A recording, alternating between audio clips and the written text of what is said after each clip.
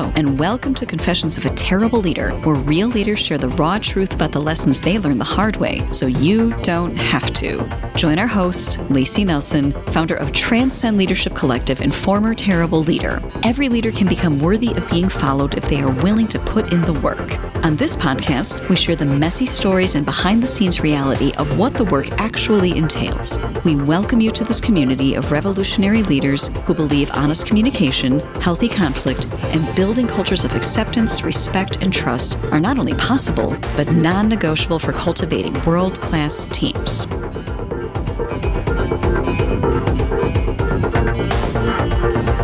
Hello, and welcome back to Confessions of a Terrible Leader. I'm your host, and let us not forget, former terrible leader, Layci Nelson. I am here today with Sharissa Deppin, and I am so excited for this conversation. Sharissa is the CEO of Leadership Mastery Alliance, and our expertise is working with introverted servant leaders and helping them figure out how to navigate this landscape of a world that oftentimes feels like it was built to just reward extroverts, especially in leadership roles. Go to her website. We'll link everything. Amazing articles. She's written some great articles for Forbes and a bunch of different things and done some teaching on LinkedIn. Sharissa, I am so glad you're here, and I'm really excited to learn from you today. So welcome to the show. Thank you so much, Layci. It's a pleasure to be here, and I cannot wait to get into our conversation today. I have so many questions. First of all, how do you define yourself? Are you more introverted or more extroverted? Oh, great question. So I am definitely more introverted. And it's interesting because I do a lot of, speaking and things like that, and these kinds of podcasts. Most people will look at me and go, oh, I wouldn't have guessed that you're introverted, but 100% I am very much introverted. And so the people that I serve right now through my business and all of that tend to be more introverted. I tend to attract a lot of introverts. That is really my passion, is just helping other introverts to find their space and to feel like they really are in the driver's seat when it comes to how they lead and how they show up, and that they absolutely have the ability to have the level of impact and influence, regardless of what the world may look like or regardless of how they may compare themselves to extroverted leaders and different things like that. So I know we'll get more into the details on all of that as we chat. But yes, that's really my passion. And for sure, I identify as an introverted leader. Excellent. How did you get on this pathway from I'm an introverted leader to what you're doing now, building a whole company around helping people figure out how to navigate, not just navigate, like thrive in their roles, thrive in life with this label that I think we mostly as a society don't really understand? I'll give you a little bit of a backstory first and then come back to actually answering the question specifically, because I think it'll make more sense that way. So I started off as a software engineer, and it's funny because most people, when I tell them that, they're like, oh, well, it kind of makes sense. You're an introvert. Most people look at engineers and go, oh, you're probably introverted.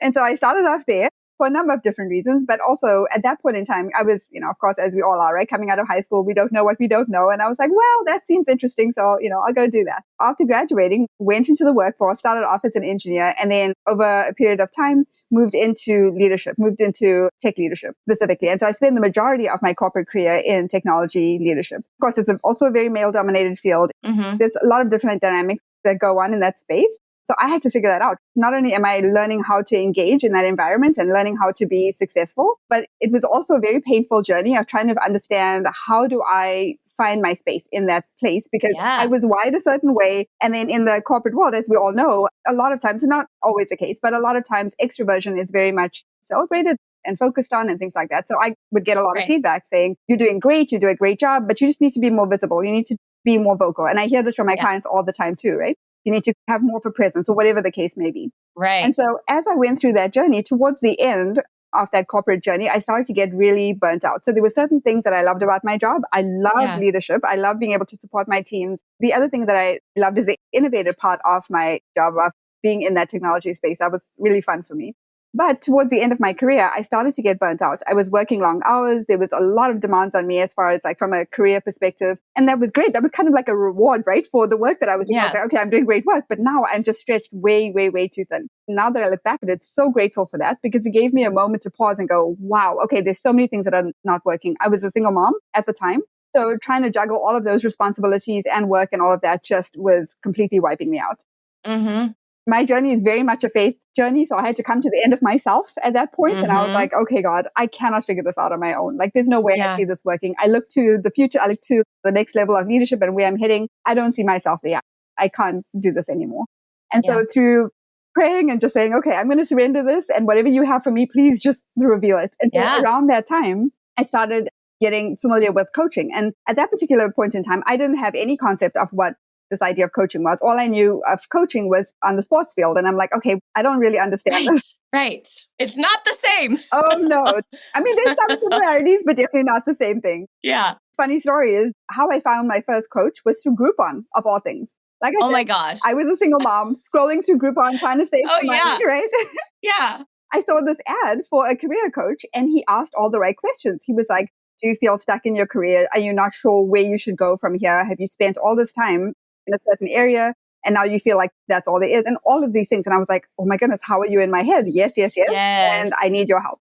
So I reached out, and that's where I got my first taste of what coaching was and that whole coaching experience.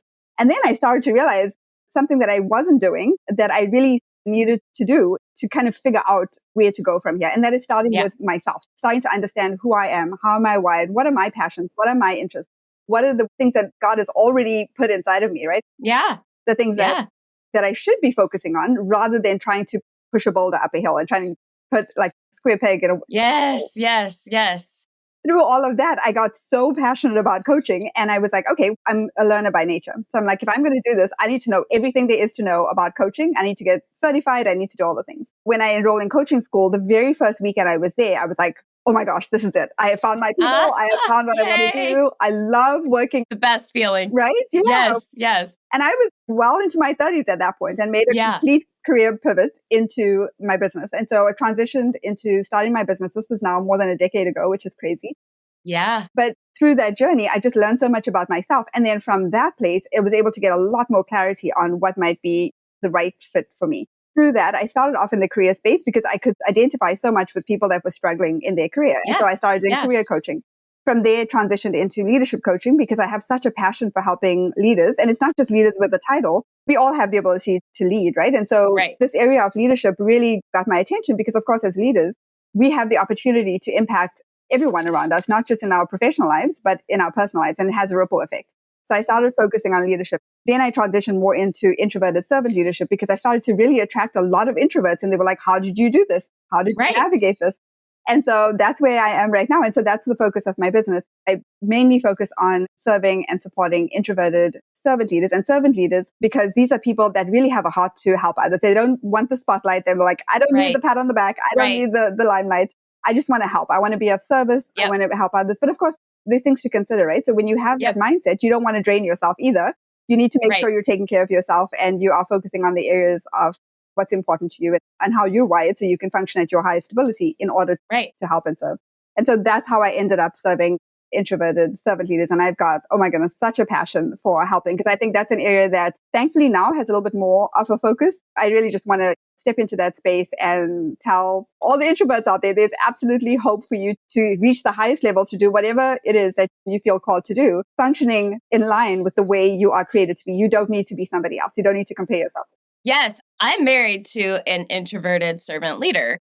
So I have a front row seat all the time. And so much of what you're saying is resonating. I want to ask, what are the themes that you see come up for servant leaders that are introverted, your clients? What are the themes for your clients that are beliefs that they have to basically realize aren't truths that they have about themselves as potential leaders or leaders? What are some of those things that you have to help them rewire as foundational beliefs? One of the things that comes up quite a bit in one way or another is that comparison trap, right? It's very easy for introverts to compare, especially because what introversion versus extroversion is. A lot of times our extroverted leaders, who we love as introverts, we love extroverts, right? Because they balance us out and all of that. But when we look at people that are standing up there and seem to have all of this confidence and they're so articulate and they just are able to speak on the spot and do all of these things, those are very much traits of extroverts for the most part. And so when we fall into that trap of comparing ourselves to others, it's very easy to think less of ourselves and think because I'm not as vocal, because I'm not as front and center, that am perceived as not having as much value as I do. I hear this from my introverts all the time. I'm not like that. I don't function like that. So even though I feel like I'm doing a good job and I'm doing what I need to do, that feels uncomfortable to me. That doesn't feel like something that I want to do. And so some of them get into the space of, I'm okay being in the background. I don't need to advocate for myself. I don't need to be visible. I don't need to do the things. And that's okay too if they choose to do that. However, there's a way to do it that feels more comfortable and is more in line with the way introverts are wired, that still give you a level of visibility, that still give you the level of impact and influence that you want to have. You don't need to try to be an extrovert in order to do that. So I would say the comparison trap is definitely one of those things. The second thing is engaging with extroverts, because a lot of times introverts will take a backseat. They don't want to be the ones to step in and take the space or dominate a conversation and things like that. Mm-hmm. Oftentimes we'll get into a situation where it's like, oh, I had some ideas or I had a clarifying question or something like that I wanted to share, but I didn't have the opportunity to actually do that. So that's another thing we work on during the coaching is how do you do that? How do you create the space for yourself so that you have the opportunity to share? And it doesn't have to be in that moment. Right. It can be after the fact or before, whatever it is. But just how do you create the space so that you still feel like you can be heard, but you don't necessarily have to feel like you have to talk over someone or, do that in the moment. Because they're not going to. Yeah. They're not me. They're not going to do that. Yes, but there's other ways to do it that still get you to the end result. And it's also being very clear, on what it is that you're trying to achieve. And that's another area that I feel like if we don't get clarity going into our workplace, going into our year, our days, whatever it is, we need to get really clear on, I believe it's Stephen Covey that says, start with the end in mind. What are we trying to achieve? Whether that's in a meeting, in a conversation, what is the end goal? Because chances are there's lots of different ways to get there. There's an extroverted way of getting there. There's an introverted way of getting to the same destination. So just being really clear and not feeling like I have to compete, because that competitive energy, everyone loses in that situation, right? When you're trying to fight against other people or trying to compete for space or whatever it is, there's a way to do that creates that synergy and more of a collaborative environment rather than, okay, I've got to fight for my space here because nobody is listening. So it doesn't have to be that kind of energy or that kind of situation. Such powerful insight and advice for our introverts listening. For our extroverts listening, what do we need to know? I'm clearly extroverted, maybe not clearly, but definitely an extrovert. What do we need to know as extroverts to be really good leaders and coworkers? Also, if we're on a leadership team with other people who are lateral and are introverts, what do we do to not miss out on the genius that's sitting there that we can just, if we're not aware, just roughshod right over the top of and miss out on so much that they have to offer and bring to the table? What tips do you have for the extroverted people to create an environment where introverts can really shine and bring their gifts that's going to be beneficial for them and for all of us, really? Thank you for asking the question. I love it when our extroverts are like, how can we help? What do we need to do? What do we need to be aware of? Because actually, as part of my coaching practice, that's actually one of the things that I help my introverts with is how to engage really effectively, how to understand from an extrovert perspective and how to engage effectively. So I love that you're asking the question from an extroverted standpoint. I think it's helpful to understand, generally speaking, your introverts are going to have a high level of empathy. So when they go into any situation or conversation, they're oftentimes taking in a lot of information, whether that's verbal or nonverbal. And they're oftentimes going to be able to really connect with the person that they're speaking, or at least that's the intention, right? They want to really connect, understand where the person is coming from, have that level of empathy. The second thing is they're pretty good at listening. Their natural tendency is going to want to hear and take in information before they connect the dots in their mind, before they formulate a response or a decision or whatever it is that they're going to do. So they're listening, they're paying attention, they're taking things in, they're absorbing things. And then they're also very reflective. So they need time. And this is something I always tell my extroverts as well. Just bear in mind that your introverts are going to need time. They're going to need time to get that information in, to process before they're in a position to actually engage effectively in any kind of conversation, decision-making, whatever that is. Because they do a lot of introspection. Where extroverts tend to verbally process, your introverts are going to internally process, which means there needs to be space for that. And then that one-on-one interaction, introverts definitely, tend to prefer the one-on-one that's small groups because it is a lot coming at them at the same time. When they're internalizing and trying to take in all of these inputs, they prefer those small interactions so they can really connect and engage on that level. So your one-on-one meetings with your introverts, they tend to be more open in that situation because they have that ability to connect a little bit better when it's one-on-one versus in a group setting where they feel like, okay, now I've got to engage with several people at the same time, and it can be overwhelming. Also, they have a focus on service because they're so good at empathy, connection, all of those things. It's like, okay, how can we help? What is my place? How can I add value? Those are just the characteristics. Now, going back to your question about how extroverts can help and support them to really rise up and to really just have their value be recognized in the workplace on a practical level, right? So when it comes to, say, if you're an extrovert and you're putting together a meeting or you're running a meeting for your team or a group of people, recognize that your introverts really appreciate knowing ahead of time what's going to be discussed. So there's a couple of things to keep in mind.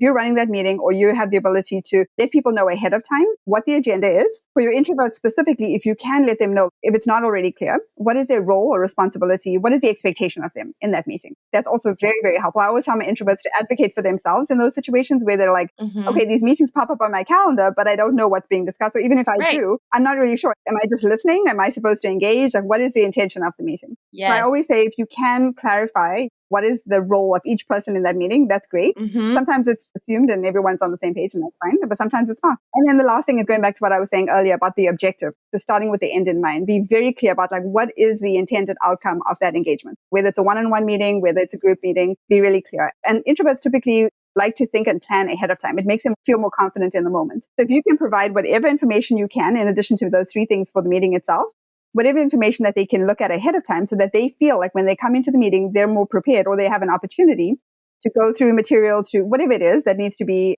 discussed. Just help them to feel like they have what they need. Whatever you can provide as an extrovert, if you're that extroverted leader, if you can provide that ahead of time and give them a heads up of what's expected, I think that's really going to help. The other thing is, it's also after the meeting as well, because introverts are probably going to need more time to process than your extroverts in that setting. Within the time frame of the meeting, make sure that you're creating space for your introverts to engage in the conversation. So let them know ahead of time, okay, this is going to be more of an interactive type of meeting. I'm going to look for feedback from each of you. I want to know your thoughts, ask questions, that kind of thing, so that your introverts know, okay, I can be prepared to start thinking about if there's any questions, if there's anything I want to share. And then, of course, give them the space. Say, okay, we're going to go around the room and just check in and see, okay, where's everyone? Does anyone have any questions, any thoughts? Give them the space to do that so that they don't feel like they have to try to find their space and try to find a way to engage in the conversation. And then also give them time to process afterwards. For introverts, typically speaking, it's not going to be best for them to make a decision on the spot in that meeting when they're taking in information and then they have to like quickly make a decision.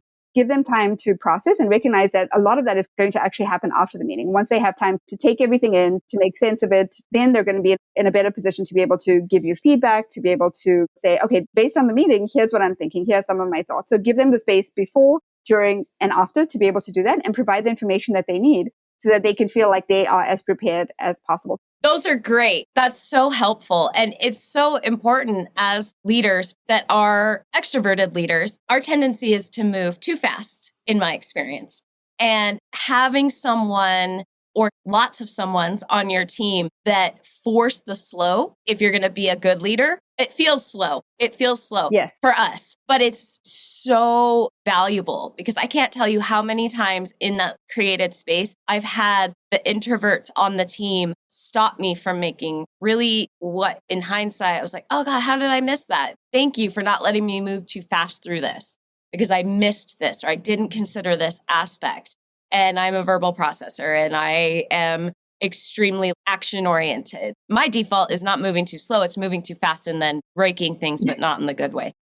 Having those people on the team are a gift. They really are a gift. For the introverts listening, what do you recommend to them if they have a leader that's extroverted, but maybe not aware? They're dealing with an extroverted leader who's not self-aware, who hasn't at least done the digging to figure out how do I best support this person? How do they upwardly manage that relationship? Yes, I love this. In that situation, I would tell all the introverts out there, know what I call your leadership zone of genius. And what I mean by that is you need to understand yourself first. What's the best way for you to communicate? What are your strengths? How do you play to those strengths when you communicate with your leadership, when you communicate just across the board in general? So when I talk about your leadership zone of genius, this is a term that we use a lot in my coaching practice.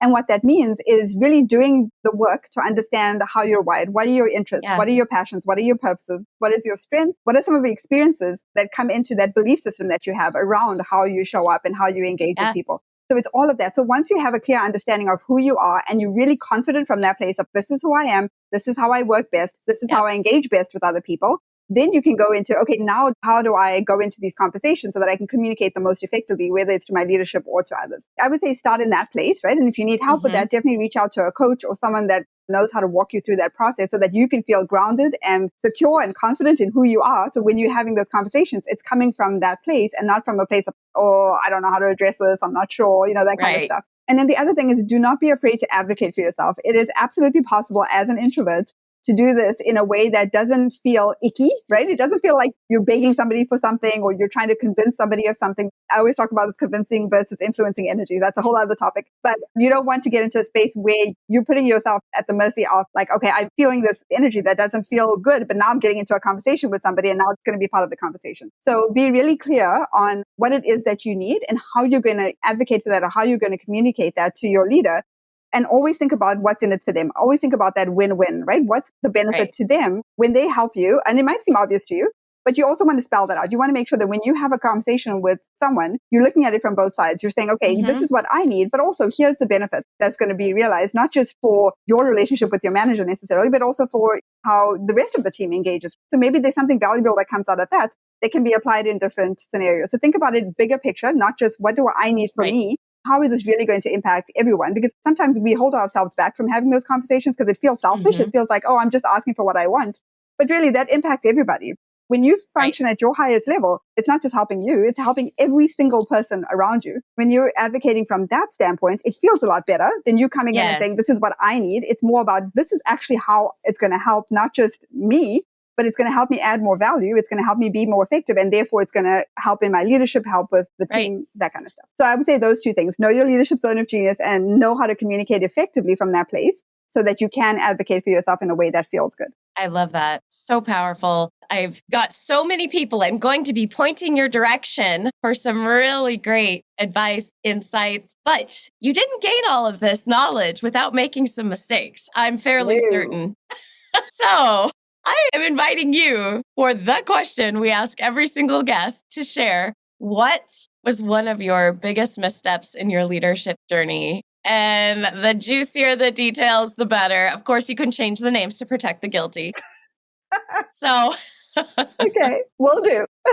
I'm going to take you way back in time because as soon as you said that, I thought of a particular situation that I was in that caused me an incredible amount of stress.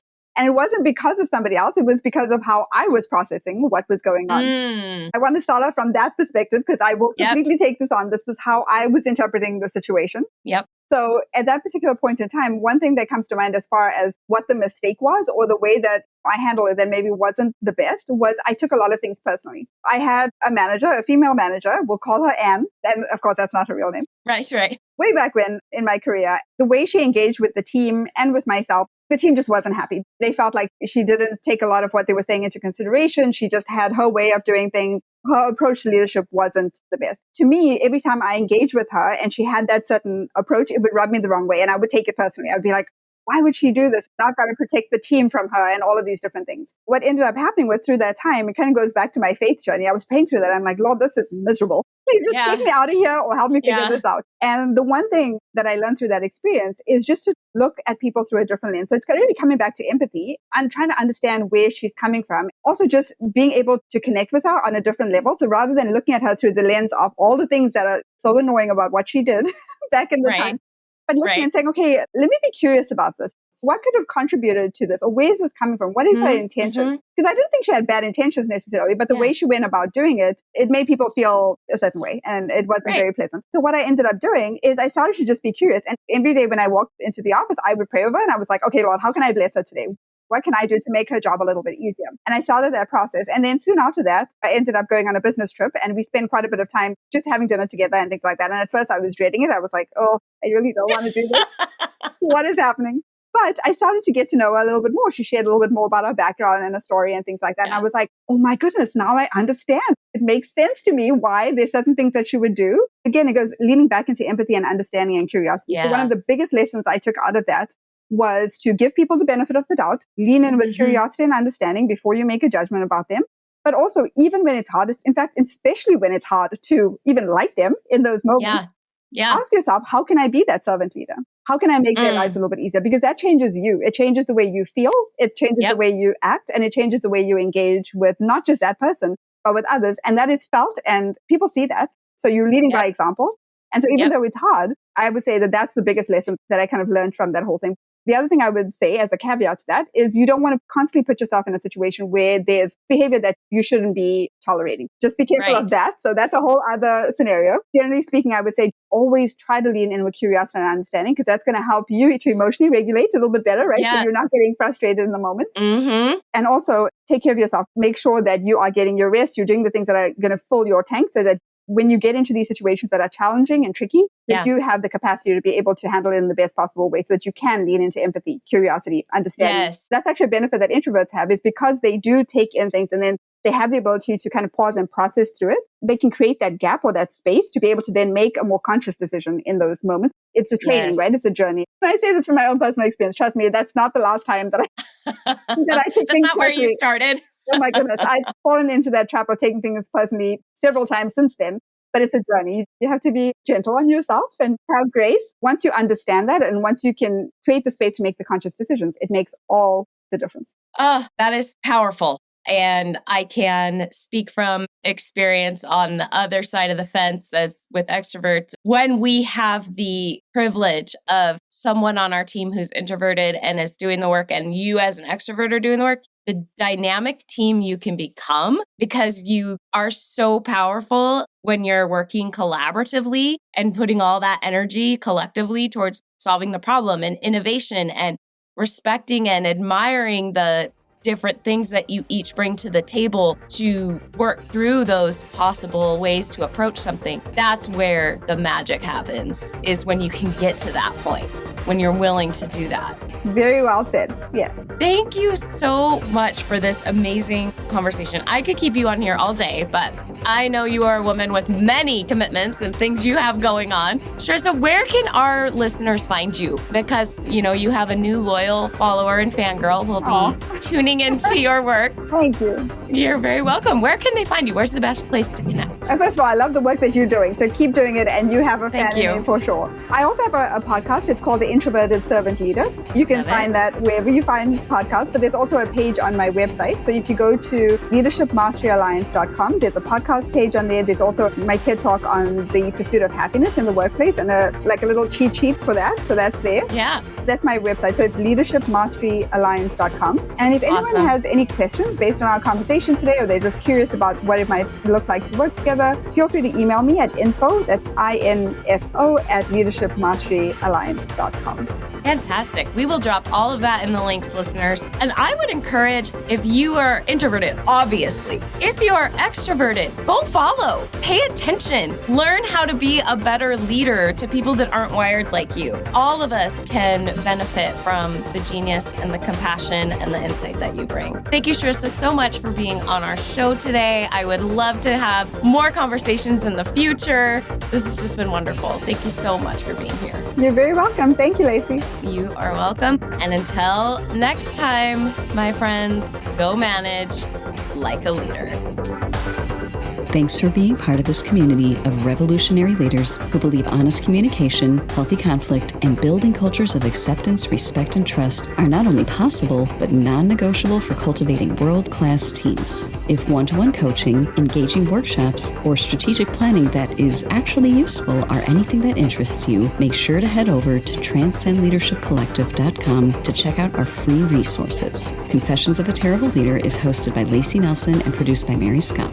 Music is by Leif Olson and Mary Scott from the band The Number of Months. Thank you so much for listening. Don't forget to like and subscribe and leave us a review. And until next time, go manage like a leader.